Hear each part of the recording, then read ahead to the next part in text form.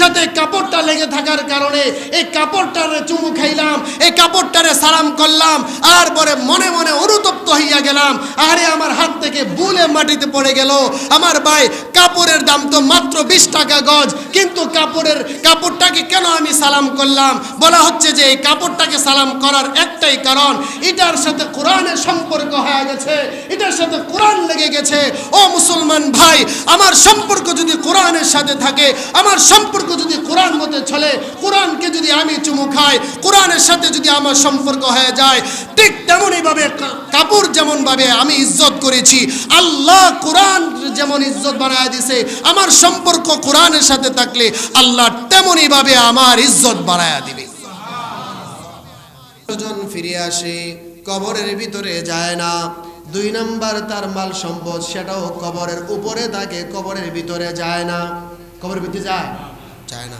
3 number, তার জিন্দেগিতে জানে কামল করেছে, যা বদ আমল করেছে, এগুলো তার সঙ্গে যাবে, এটাই তার সাথী হবে, আবার কবরের ভিতরে শোয়া দিবে। রাসূল বলেন, কোন মাইয়িতকে যখন তাকে কাফন দাফন করার পর 40 কদম দূরে চলে আসে, কত দূর চলে আসার পর এবার আতাহু মালাকান, আল্লাহর পক্ষ থেকে 2 জন ফেরেশতা আসবে।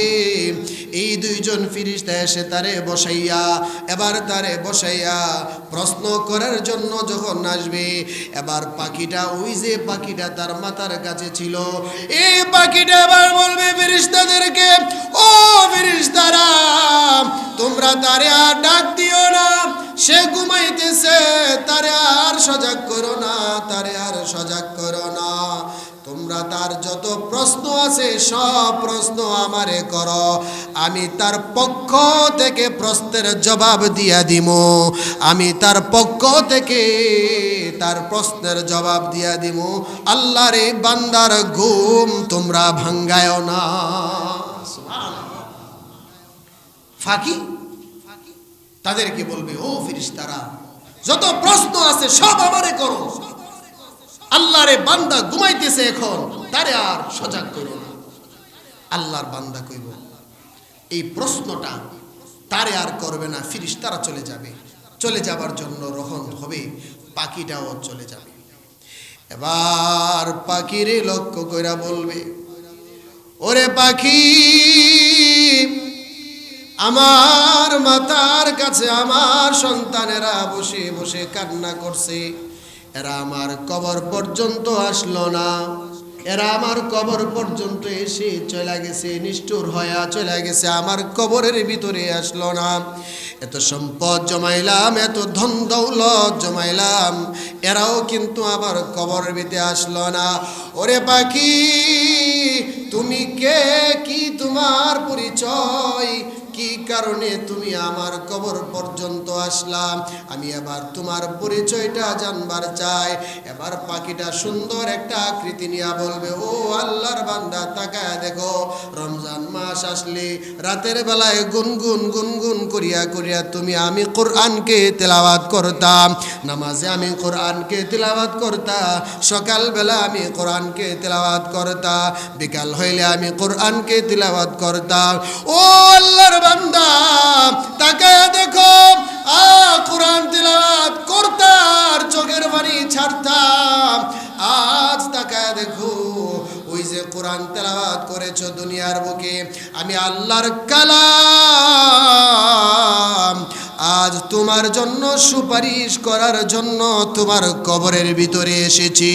যতক্ষণ না পর্যন্ত আল্লাহ তোমারে জান্নাতের ভিতরে প্রবেশ করাইবে, ততক্ষণ পর্যন্ত আমি আল্লাহর কোরআন তোমার সঙ্গে তোমার কবরের ভিতরে থাকবো। সুবহানাল্লাহ।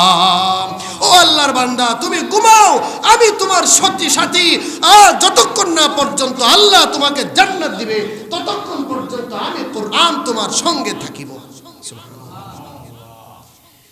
আমার ভাই, আমার বাবা, এবার নিজেরে আবার একটু প্রশ্ন করেন, আল্লাহর কোরআন কি আপনার সঙ্গীরে বানাইতে পারছেননি? এবার নিজেরে এবার একটু জিজ্ঞাসা করেন, দিল দিয়া জিগান, জীবনে কত কথা বললেন, জীবনে কত কত প্রকারের ভাষা শিখলেন, ইংরেজি জানলেন, ফার্সি জানলেন, আপনি আপনার জীবনটা দিয়া অঙ্ক গণিত করতে পারলেন, কত কত কঠিন কঠিন গণিত হাসিল করে ফেললেন। ও মুসলমান বন্ধুরা রে, আল্লাহর কালাম তোমার সামনে এত সুন্দর করে দেওয়া হলো।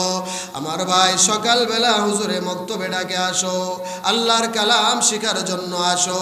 কালাম রে বন্ধু বানাও না, ছেলে মেয়েরে কোরআন শিক্ষা দাও না।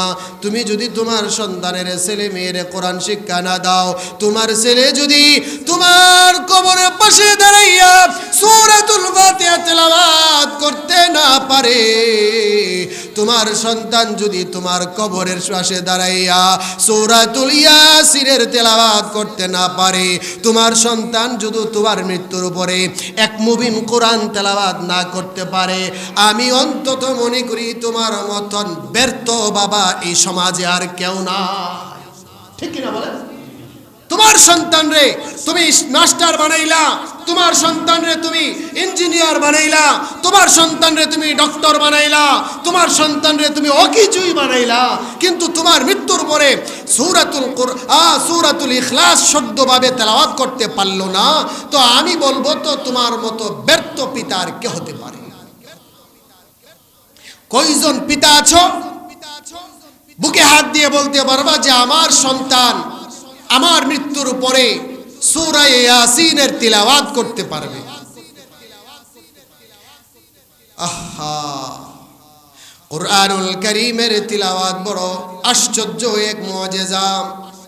সন্তান যদি কবরের পার দাঁড়াইয়া সূরা ইয়াসিন তিলাওয়াত করে চোখের পানি ছেড়ে দেয়, আর পরে রব্বির হামহুমা কামা রব্বায়ানি সগীরা, সন্তানের কোরআন তিলাওয়াত, সন্তান যদি এইভাবে কোরআন তিলাওয়াত করে, বাবার জন্য কান্না করে, মার জন্য কান্না করে, আল্লাহর কাছে ক্ষমা চায়, ক্ষমা চায়।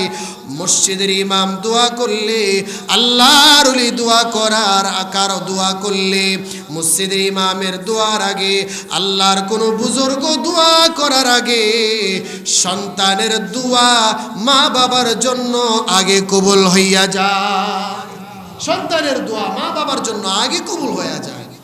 আমরা তো বুঝি না, আমরা মনে করি মসজিদে তো ইমাম সাহেব আছে, মসজিদে হুজুর আছে, কোরআন শরীফ ফরাইলাম, একটা খতম করাইলাম, মসজিদের হুজুরে দৈরালে নিয়ে দোয়া করাইলাম, এমনভাবে আমরা চিন্তা ধারণা করি। ও আমার বাবা, না, আপনার পিতার মৃত্যুর পরে আপনি তো সন্তান হিসাবে, আপনার উপরে তো সন্তান হিসাবে কর্তব্য, আপনি আপনার সন্তান কোরআন তেলাওয়াত করে আপনার বাবার কবরটারে অন্তত একটু শান্তি দেওয়া।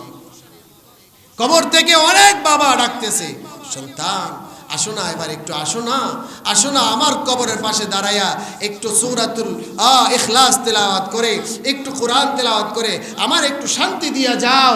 এইভাবে অনেক সন্তানগুলো ডাকতেছে, অনেক মা বাবাগুলো সন্তানদেরকে ডাকতেছে, একটুর জন্য এসে আমি কোরআন তেলাওয়াত করে আমার কবরটারে একটু শান্তি দিয়ে যাও, এভাবে ডাকতেছে। কোরআনুল কারীমের তেলাওয়াত যার সম্পর্ক কোরআনের সাথে হবে, আল্লাহ স্বয়ং তার ইজ্জত বাড়ায় দিবে। সুবহানাল্লাহ।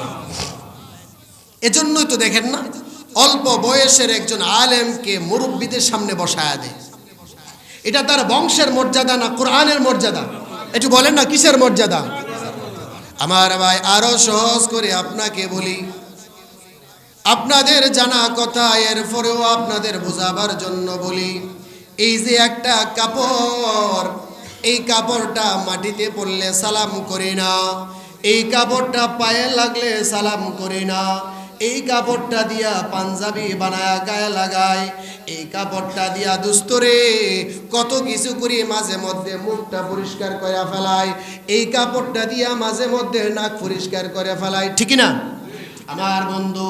কিন্তু যদি এই কাপড় দিয়া সামান্যতম 20 টাকা খরচ করে 20 টাকা গজের কাপড় কিনিয়া যদি কোরআন শরীফের একটা গিলাফ বানায় দাও, কোরআন শরীফের গিলাফ যদি বানাও, কোরআনুল কারীম ডারে মুছিয়া রাখার জন্য একটা গিলাফ বানাও, এই কোরআনুল কারীমের গিলাফ যদি এটা কোরআন শরীফের ভিতরে লেগে যায়, এবার আকল দিয়া বলো কোনো মুসলমান কি এই গিলাফটারে কোনোদিন ভুলেও কি পায়ে লাগাবে? লাগাবে না। যদি ভুল করো মেয়েও এটা মাটিতে পড়ে যায়, পায়ে লাগা তো দূরের কথা, পায়ে লাগা তো এটা অনেক দূরের কথা।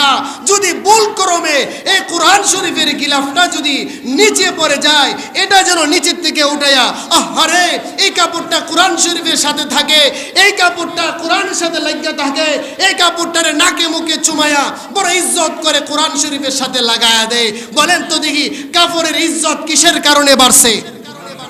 কোরআনের সাথে কাপড়টা লেগে থাকার কারণে। এই কাপড়টারে চুমু খাইলাম, এই কাপড়টারে সালাম করলাম, আর পরে মনে মনে অনুতপ্ত হইয়া গেলাম, আরে আমার হাত থেকে ভুলে মাটিতে পড়ে গেল। আমার ভাই, কাপড়ের দাম তো মাত্র 20 টাকা গজ, কিন্তু কাপড়টাকে কেন আমি সালাম করলাম? বলা হচ্ছে যে এই কাপড়টাকে সালাম করার একটাই কারণ, এটার সাথে কোরআনের সম্পর্ক হয়ে গেছে, এটার সাথে কোরআন লেগে গেছে। ও মুসলমান ভাই, আমার সম্পর্ক যদি কোরআনের সাথে থাকে, আমার সম্পর্ক যদি কোরআন মতে চলে, কোরআনকে যদি আমি চুমু খাই, কোরআনের সাথে যদি আমার সম্পর্ক হয়ে যায়, ঠিক তেমনই ভাবে কাপড় যেমন ভাবে আমি ইজ্জত করেছি, আল্লাহ কোরআন যেমন ইজ্জত বানায় দিছে, আমার সম্পর্ক কোরআনের সাথে থাকলে আল্লাহ তেমনই ভাবে আমার ইজ্জত বাড়ায় দিবে। আমার এক লোক কোরআন শরীফের তেলাওয়াত করতে পারতো না, কোরআন শরীফের তেলাওয়াত করতে পারতো না। কোরআন শরীফ প্রতিদিন রাতের বেলায় খুলিয়া খুলিয়া এইভাবে পড়তো, হাজা কালামু রাব্বি। এই কথাটা পড়তো, এটা আমার রবের কথা, এটা আমার রবের কথা। হাজা কালামু রাব্বি, এটা আমার রবের কথা, এইভাবে বলতো। আর প্রতিদিন কান্না করতো, হাজা কালামু রাব্বি। প্রতিদিন এইভাবে বলতো আর কান্না করতো।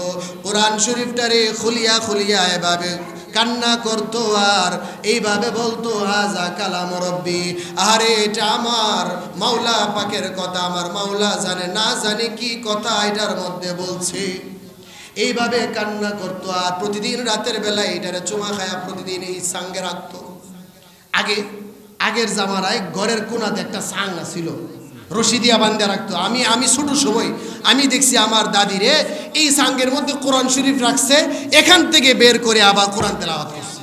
আপনাদের আসিল না আমি জানি না, আমি দেখছি আসিল। হ্যাঁ, তাইলে আপনারা আমার সাথে একমত। প্রতিদিন ঘরের কোনায় একটা সাং থাকতো, এই সাঙ্গের মধ্যে কোরআন শরীফ মুরব্বীরা থয়ে রাখছে। আরে আগের মুরব্বীরা কত সাদা মানুষ ছিল, প্রতিদিন সকালবেলা কাজে যাইবার আগে এক মুবির কোরআন তেলাওয়াত করছে, ঠিক না?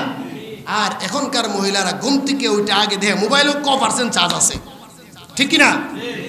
আগে কোরআন শরীফ তেলাওয়াত কইরা ঘর থেকে বের হইতো, আর এখনকার মহিলা মোবাইল